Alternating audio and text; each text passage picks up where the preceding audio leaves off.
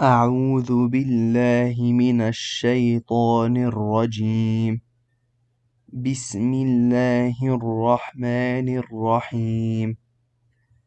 هل أتاك حديث الغاشية? Has there come to you the story of the overwhelming event? وجوه يومئذ خاشعة. Some faces on that day will be humiliated. عاملة ناصبة. Toiling and weary. تصلى نارا حامية. As they burn in an intensely hot fire. تسقى من عين آنية. They will be given to drink from a boiling hot spring. ليس لهم طعام إلا من ضريع. And will have no food except dry thorns. لا يسمن ولا يغني من جوع. That will neither nourish nor satisfy hunger. وجوه يومئذ ناعمة. And other faces on that day will be joyful. لسعيها راضية. Content with the result of their past endeavors. في جنة عالية. In a garden on high. لا تسمع فيها لاغية. Where they will hear no idle talk. فيها عين جارية. In it there will be a flowing spring. فيها سرر مرفوعة. In it there will be raised couches. وأكواب موضوعة. And goblets placed ready. ونمارق مصفوفة. And cushions set in rows. وزرابي مبثوثة. And fine carpets spread out. Here Allah subhanahu wa ta'ala mentions the day of resurrection and what it will involve of terrifying events. For it will overwhelm people with its hardships. They will be requited for their deeds and will be divided into two groups. One group which will be in paradise and another which will be in the blazing fire. Then he describes each group. He says, describing the people of hell, some faces on that day, namely the day of resurrection, will be humiliated, subject to shame and disgrace. Toiling and weary, that is, they will be exhausted from the punishment, dragged on their faces, and their faces will be covered with fire, as they burn in an intensely hot fire that will encompass them on all sides. They will be given to drink from a boiling hot spring, that is, one that is intensely hot. If they cry for help, they will be given water like dregs of oil that will scald their faces. This will be their drink. As for their food, they will have no food except dry thorns that will neither nourish nor satisfy hunger. The purpose of food is usually one of two things. Either it satisfies a person's hunger and takes away the pangs thereof, or it nourishes his body and protects it from malnutrition. But this food will not do either of those things. Rather, it is food that is exceedingly bitter, foul-smelling, and vile. We ask Allah to keep us safe and sound. As for the people of goodness, their faces on the day of resurrection will be joyful. That is, the radiance of bliss will be shown on their faces, and their bodies will exhibit physical well-being. Their faces will glow, and they will be extremely happy that they sent forth in this world of righteous deeds and kindness to the slaves of Allah. They will find the reward thereof stored up and multiplied, so they will be pleased with the outcome and will attain all that they wished for. They will be in a garden that contains all kinds of delight on high in a sublime location, with lofty dwellings, one above another, from which they will look out over what Allah has prepared for them of honor. Where, that is, in paradise. They will hear no idle talk, that is, they will hear no unnecessary talk, let alone any kind of forbidden talk. Rather, their talk will be good and beneficial talk that includes remembrance of Allah subhanahu wa ta'ala and remembrance of His abundant blessings, and they will observe the best manners when talking conversing, which will bring joy into their hearts.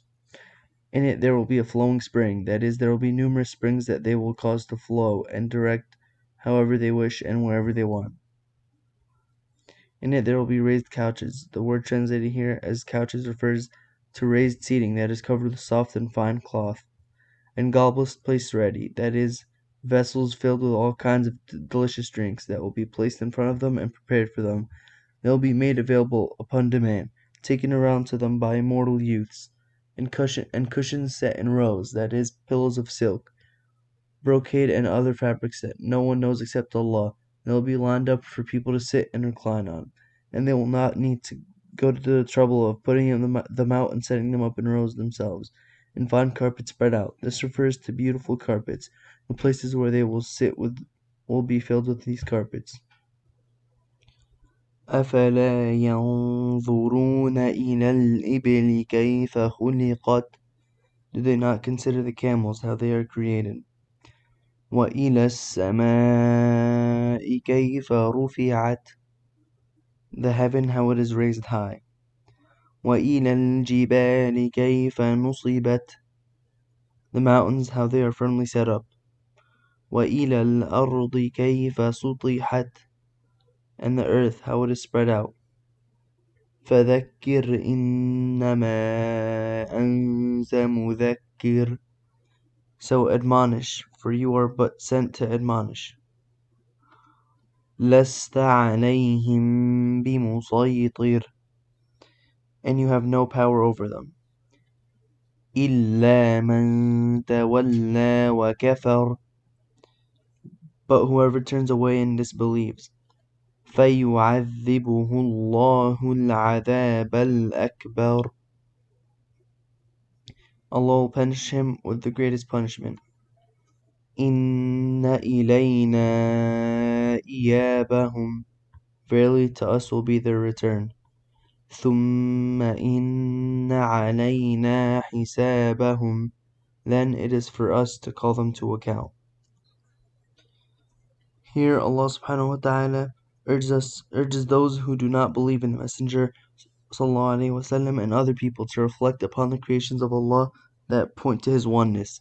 Do they not consider the camels, how they are created, that is, do they not look at the brilliant creation of the camels and how Allah has made them to be of service to people, subjugating them to provide many benefits that people need? The mountains, how they are firmly set up, in a very amazing manner that gives stability to the earth and protects it from shaking. Allah has deposited in the earth that which is of great benefit. And the earth, how it is spread out, that is, it has been spread out and made broad and smooth so that creatures may settle on its surface, and so that people may be able to till the earth, plant in it, build on it, and travel through routes that lead to different destinations. It should be understood that the fact that the earth has been spread out does not contradict the fact that it is round. It is surrounded by stars and heavenly bodies in all directions, as is indicated by the texts. Reason, physical faculties, and observation is well known to most people, especially nowadays when people have discovered most of it with what Allah has bestowed upon them of means of transportation. The idea that describing something as spread out means that it cannot be round is only applicable in the case of a very small body, that if it is spread out can no longer be round. As for the earth, which is an extremely big body, it may be round and spread out at the same time. The two matters are not mutually exclusive, as is well known to experts. So admonish, O Muhammad, for you are but sent to admonish, that is, remind people, exhort them, warn them, and give them glad tidings, for you have been sent to call people to Allah and to admonish them, but you have not been sent to control them or have power over them, or to be in charge of their deeds. If you do what you are obliged to do, then there is no blame on you after that. This is like the verse in which Allah subhanahu wa ta'ala says, and you are not sent to compel them to believe, but admonish within the Quran those who fear my warning. But whoever turns away and disbelieves, that is, whoever turns away from obedience and disbelieves in Allah, Allah will punish him with the greatest punishment, that is, the severe and eternal punishment. Verily, to us will be their return, that is, all people will return to us, and we will gather them on the day of resurrection. Then it is for us to call them to account, and we will bring them to account for whatever they did of good and evil.